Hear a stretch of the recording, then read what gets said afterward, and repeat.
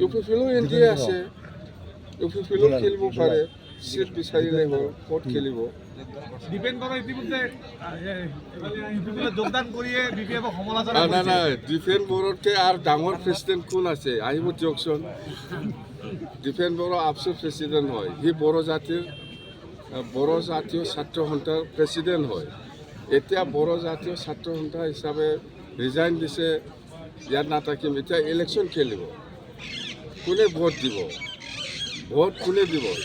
সি যদি কাম কৰে এই বড়ো সমাজৰ কাৰণেহে কাম কৰিব। কোনোবা অসমীয়া, কোনোবা বাঙালী, কোনোবা মুছলিমৰ কাৰণে কাম কৰিব পাৰিব জানো? সি হ'ল একজন বড়ো জাতীয় ছাত্ৰ সন্থাৰ প্ৰেচিডেণ্ট হয়। সি যদি কাম কৰে বড়ো জাতিৰ কাৰণেহে কাম কৰিব, অকল বড়ো জাতিৰ কাৰণেহে। কোন হিন্দী ভাষী, কোন বেংগলী, কোন মুছলিম, কোন গাৰো, ৰাভাৰ কাৰণে কেনেকৈ কাম কৰিব? স্যাৰ চন্দন মুৰ্মু বিপিএফত আহিলে ল'ব নেকি? চন্দন মুৰ্মু যদি আহে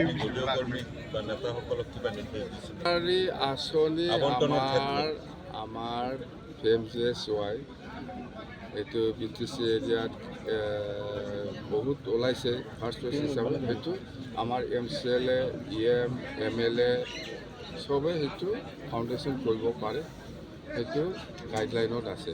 মুঠতে চৰকাৰৰ প্ৰতিনিধি হ'ব লাগে।